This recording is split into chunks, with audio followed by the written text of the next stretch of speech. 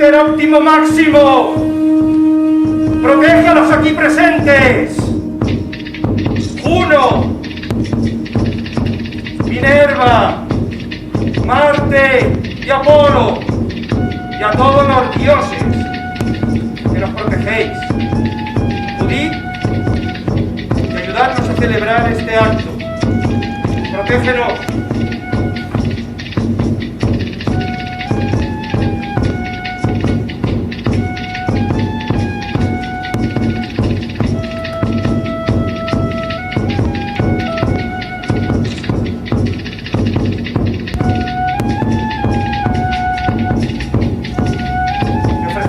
Pequeña animación que sea de tu agrado.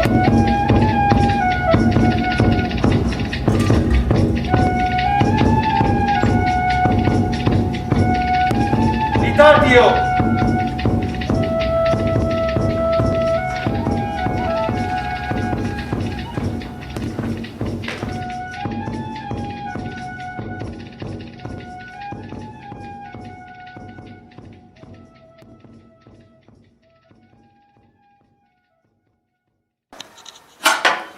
Innote.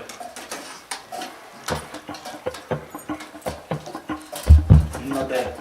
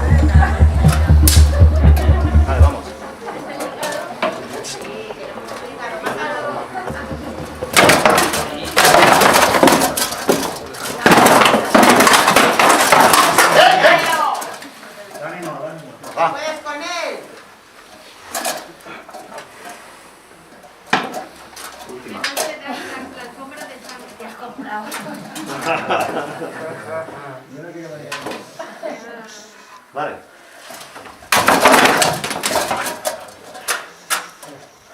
Vale ya. Bien hecho.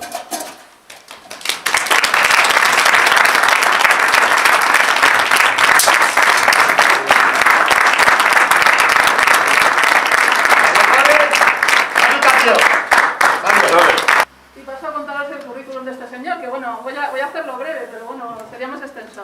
Pero bueno, yo creo que es importante que sepamos a quién tenemos hoy aquí y que ha querido acompañarnos también, además compañero de recreación y una persona muy cercana además.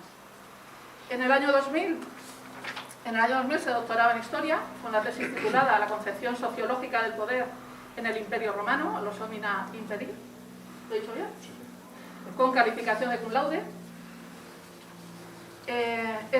Fue ese mismo año académico correspondiente de la Real Academia de la Historia y con el premio de la Fundación Pastor de Estudios Clásicos.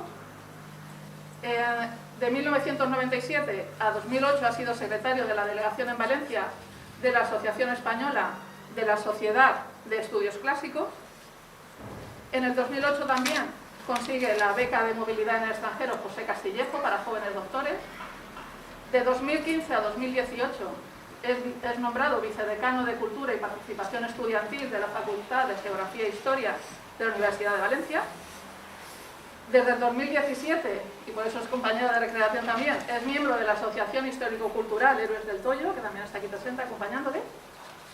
En la actualidad es profesor titular de Historia Antigua en la Universidad de Valencia, con 2 sexenios reconocidos de investigación. Además, a mí yo lo sigo mucho por el tema de que estudia también mucho la mujer en la historia antigua. Y por último, pues en enero de este mismo año le han nombrado jefe de iniciativas culturales del Vicerrectorado de Cultura y Deportes de la Universidad de Valencia, que además tenemos el honor de que nos acompañe hoy Esther Alba, que es la vicerrectora de Cultura y Deportes de la Universidad de Valencia. Y bueno, pues como artículos voy a nombrar algunos nada más, ¿vale? Hay una lista larga, y no voy a nombrar el que me pasaste en alemán. Pero ha escrito en alemán, ha escrito en inglés, ha escrito en latín, alguno también, por ejemplo, Un nuevo Hércules, El presagio de poder de Marco Claudio Pupieno Máximo, El color de ruta en Roma, Cáligo ac tenebra in circo, Cómo murió el emperador Marco Claudio Tácito, y una que particularmente, como recreacionistas que somos, compartimos en la asociación y que a mí particularmente me gustó mucho, pues fue uno que compartías con Esther Alba, que hicisteis los dos, que es la recreación histórica como historia pública. Reflexiones en torno a su inclusión en el debate académico. Además Esther la conocemos aquí en Sagunto muchísimo, porque ha sido una pequeña cosa, una pequeña pincelada siendo importante, fue que fue comisaria de una exposición de Dones en Marcha de pintura a través de la Diputación con la Fundación Mancaixa, pero ella además, por parte de la universidad, ha estado coordinando, y sigues coordinando, ¿verdad?, la parte que corresponde a los trabajos que se hacen en torno a Sagunto, Patrimonio de la Humanidad. O sea que es muy amiga de Sagunto también. Y bueno, es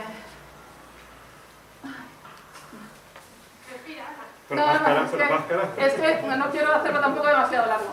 Pero bueno, deciros que por mi parte, tanto como socia de la asociación como concejala del Ayuntamiento de Sagunto, es un orgullo que estés aquí, que visites nuestra ciudad, que es tu casa, ¿vale? Tanto nuestra asociación como nuestra ciudad. Bueno, le corresponde más al alcalde Camilo Encierro, pero como es amigo, me lo permite, pero bueno, estás en tu casa.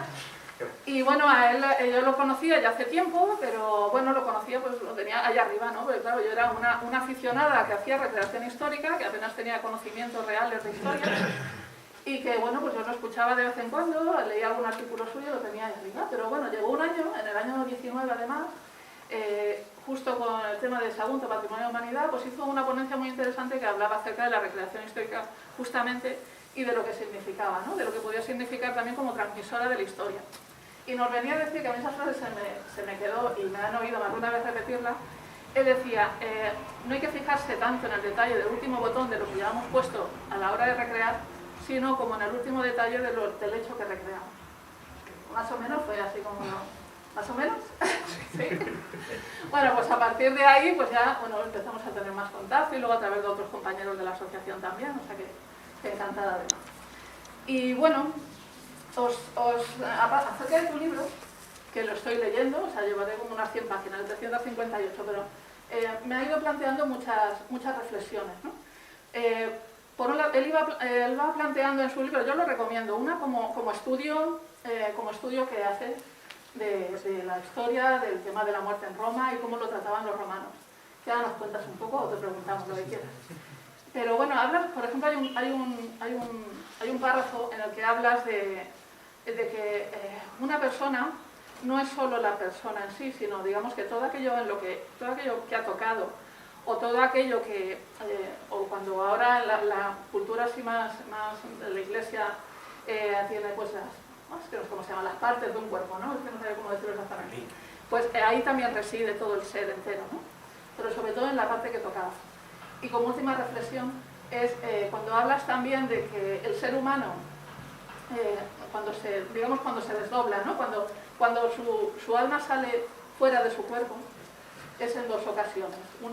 Puede ser en dos ocasiones. Dirás tú. Bueno, es en 3 ocasiones, luego sí es cuando duerme, el alma puede abandonarnos, en los estados de trance o entusiasmo, que es mucho más frecuente de lo que pensamos, y en la muerte. Son las 3 ocasiones en las que todas las sociedades antiguas y modernas consideran que una parte de nosotros, el alma, puede abandonarnos, puede obtener otros conocimientos diferentes a los de la mera vida, y cuando vuelve, en el caso del sueño o en el caso del trance, pues hacernos reflexionar sobre ello. En el caso de la muerte, el alma nos abandona, pero ya no vuelve más a ese cuerpo. Y es lo que... Yo te añado una más. Como mujer y como madre, porque el leer eso me hizo recordar que cuando fui madre de mis 2 hijas, pues yo sentía también una parte de mí estaba fuera de mí, porque realmente mis hijas eran una parte de mí que estaba andando por ahí. O sea, y ese párrafo me hizo recordar. Por eso digo que hay muchos párrafos del libro que hacen, a mí por lo menos en particular, me han hecho ir reflexionando. Y bueno, deciros que además, esto es en el siglo XXI, pero que hace algo más de 2000 años él fue contemporáneo de Cicerón y en esa época se llama Cayo Gratio de Valencia. Y con él os dejo. Gracias, Plurimas. Gracias, Plurimas, Aurelia, Antonia, Apia. Mi nombre es Cayo Gratio, de la tribu Sergia, hispano de nacimiento, aunque muy joven mi familia se trasladó a Roma para realizar carrera política. Y allí he conseguido llegar a obtener los cargos, las magistraturas de cuestor, de edil y de pretor, y también el sacerdocio de augur, de lo cual, evidentemente, me siento orgulloso. Antes de nada, quisiera agradecer el poder presentar aquí en Sagunto, una ciudad, la ciudad de la romanidad, la ciudad yo creo que más emblemática de lo que es la presencia de Roma en Hispania. Quisiera agradecer la posibilidad que me prestan, bueno, todos vosotros que me prestáis para presentarlo, y por ello me gustaría recordar una frase de un compañero nuestro, de Marco Tulio Cicerón, que hace unos pocos años publicó una obrita titulada De Amicitia, sobre la amistad. Y en De Amicitia afirma Cicerón que sin amistad no hay vida, si es que se quiere llevar una vida digna como un hombre. Por tanto, mil gracias a todos los amigos que estáis aquí. Gracias, Patricia, Ana, Nacho, José, a la asociación en sí, al Sagunto Unquivitas, a todos los que habéis venido de la Asociación Héroes del Toyo, también Fernando, Rosa, y también, como no, a Darío, el alcalde de la curia. No sé si es duovil, porque hay dudas si es el cuestor o el duovil el que mayor autoridad tiene en esta ciudad de Sagunto. Y como no, se me olvidaba, la amistad a veces, mi vicerrectora, mi jefa, Esther Alba, aquí presente también. Por tanto, muchísimas gracias. Esta mañana, bueno, estos días pasados, cuando me desplazaba desde Roma a Sagunto, por esta vía que tenéis, la vía antigua, bueno, antiguamente le llamábamos la vía Heraclea, también le llamáis Camino de Aníbal, y ahora creo que es vía Augusta, como la denomináis. Bueno, pues en mi desplazamiento hacia Sagunto, empecé a pensar cómo iba a articular esta presentación del libro, y entonces creía que era importante hablar de los orígenes del Origo, cómo surge este libro, estos espacios de la muerte en Roma, de la estructura y de los objetivos del libro. Sobre el Origo lo tengo muy claro. El Origo surgió, la idea de escribir este libro, surgió cuando, evidentemente, ha sido cuando las obligaciones políticas frenética en Roma y el bullicio de la ciudad es enorme, pero bueno, he podido obtener algo de tiempo para poder escribir esta pequeña obra. Y un día, paseando con el cónsul, con el Gneo Cornelio, por la vía Apia, justo antes de entrar a la ciudad, nos encontramos ante la tumba, ante el sepulcro de los Cornelios Escipiones, una sepultura extraordinaria. Y entonces llegamos a la misma conclusión. La grandeza, Roma, muestra su grandeza recordando y homenajeando a sus muertos. Si habéis venido a Roma, aquí en Sagunto también, la vía de entrada, la vía Apia, son majestuosos los sepulcros que tenéis, pero si habéis acudido a Roma, veréis como todas las puertas, todos los caminos que en ella entran, están bordeadas por maravillosas tumbas que no hacen nada más que recordar al visitante, recordar al extranjero la grandeza de una ciudad, porque es evidentemente en el homenaje a nuestros antepasados, a los que nos han construido, a quien hay que honrar. Y Roma lo sabe hacer perfectamente. Bien, el libro empecé, claro, quería conocer todo lo que se había escrito sobre la muerte. Me desplacé a las bibliotecas públicas, que desde Augusto tenemos en Roma. Tenemos la Biblioteca Octavia, extraordinaria, la Biblioteca del Templo de Apolo, con sus cientos de volúmenes, en las que pude consultar a los grandes autores del pasado. Es allí donde conocí lo que sobre la muerte habían dicho Plauto, Cicerón, Horacio, Varrón, Livio, Ovidio, Petronio. No quiero continuar con esta lista interminable de autores clásicos que pude consultar en nuestras bibliotecas, las bibliotecas de Roma. Pero no solamente me centré en las bibliotecas. Mi objetivo, y ahora lo veremos, es conocer cómo pensamos, trasladar al futuro, cuando nuestras generaciones nos recuerden, cómo pensamos nosotros sobre la muerte.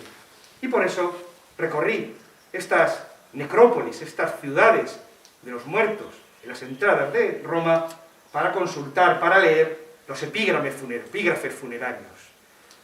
En el libro vais a encontrar más de 400 textos y epígrafes funerarios. Evidentemente, a veces se puede hacer algo pesado, la constante presencia de estos recuerdos de los vivos hacia sus muertos. Pero como ha dicho Ana, como ha dicho Aurelia, creo que nos ayuda a reflexionar sobre nosotros mismos, que es en cierta medida el objetivo. El libro se estructura en 3 partes. Creo que fue algo de lo más difícil que tuve, con la ayuda de los esclavos, etc. Estuvimos organizando a ver cómo planteábamos el libro, y al final consideré que lo mejor era dividirlo en 3 partes. La primera, dedicada al mito. ¿A qué es lo que creemos sobre el más allá? ¿Qué hay en el más allá? Tened en cuenta que es una pregunta importante, una pregunta que, por ejemplo, ahora hemos perdido. Cuando lleguemos a este año de la pandemia, veréis cómo se ha perdido, no sabemos a dónde vamos. Y hay que tener en cuenta una cosa, el mito sirve para calmarnos y para respondernos preguntas que a veces la ciencia no lo hace. Todavía la muerte es uno de los grandes misterios que nos queda, y los romanos supieron crear un mito explicativo de ese más allá. En segundo lugar, el rito. El rito es fundamental. Lo que estamos haciendo aquí es un rito, siempre repetimos un rito. El rito calma al ser humano a la hora de enfrentarse a lo desconocido, a lo sagrado, a lo peligroso. Nos permite ir con tranquilidad hacia algo, saber qué tenemos que hacer en cada momento. Los romanos tenían un rito claramente establecido desde el último momento, desde las últimas palabras del fallecido, hasta que se le enterraba o se le incineraba en las necrópolis correspondientes. Hoy tampoco tenemos rito, y sobre todo la pandemia ha creado una situación verdaderamente dramática, el no poder despedirnos con ritos, no poder calmarnos con ese rito que nos ayuda a establecer esa especial relación con aquel que se va. Y por último, el recuerdo. Los romanos consideraban que el recuerdo es fundamental para el ser humano. Dice Cicerón que los muertos viven en el recuerdo de los vivos, en nuestro recuerdo, en la constante nominación de su persona, en acudir a sus tumbas, el hacerle ofrendas, hace que nunca mueran aquellos a los que recordamos. Por tanto, el libro se estructura en estas 3 partes: el mito, el rito y el recuerdo en las sociedades antiguas. Pero bueno, veo que aquí hay muchas personas, muchos individuos vestidos a la bárbara. Claro, no sé de dónde habéis venido, si celtas, íberos, galos, germanos, no, parecen galos por pantalones, pero bueno, no, vamos a... si queréis, nos tenemos un poco de tiempo, ya sabes, Ana, que enseguida, Patricia, me cortéis enseguida en cuanto... Un momento, bueno, pues ya que hay mucha gente que seguramente no conocerá lo que son nuestras tradiciones, las tradiciones de un romano, os voy a hablar brevemente de cuál es la estructura de vida. Mi abuelo siempre decía que el hombre se compone de 3 partes: el alma, el cuerpo y el recuerdo. El recuerdo, la verdad es un nombre, etc. Lo veremos. El alma es la principal. El alma es algo puro, es algo completamente inmaculado. Es la pureza que la identifica con los dioses. Según casi todas las culturas antiguas, cuando la persona muere, su alma... Bueno, hay una pequeña anécdota que seguramente la conoceréis. Cuando una persona muere, en los ojos se pierde esa pupila, se deja de observar ese reflejo de la persona que observa. Esa pérdida de ese reflejo, esa pupila, que significa muñeca, porque parece que es la muñeca que está dentro de nosotros, se identificó siempre con el alma. Se creía que cuando una persona moría, perdía ese reflejo y automáticamente el alma nos abandonaba. Y nos abandonaba por la boca. Tradicionalmente es la boca la que hace que salga el alma hacia el más allá. Por eso tanto miedo hay en todas las culturas a los ahogados, a los naufragios. Cuando un ahogado, cuando un barquero, cuando un pesquero muere en el mar, al ahogarse, el agua impide que el alma salga y por tanto esa alma nunca podrá llegar al más allá, quedará comida por los peces, etc. Muchas tradiciones antiguas hablan de que los náufragos, antes de llegar a ese final, incluso se suicidaban para poder su alma salir. El alma sale de nuestro cuerpo, un alma muy débil, dependiendo de cada persona. Hay personas que tienen almas más fuertes, capaces de recorrer ese camino hasta el más allá, hasta los campos alíseos, y almas más débiles, a las que hay que ayudar. Al alma hay que ayudarla desde que sale del cuerpo, por ejemplo, con lo que nos ha dicho Nacho, con esas ofrendas, con esos juegos gladiatorios, donde la sangre derramada servía de alimento a las almas de aquellos que iban hacia el más allá. Por eso las mujeres también se arañaban la cara derramando algo de sangre para las almas de los muertos. Acordaros que incluso Patroclo, Aquiles, en los funerales de Patroclo, sacrifica a varios troyanos para que su sangre reavive el alma de ese muerto, de esa persona, y pueda llegar al más allá.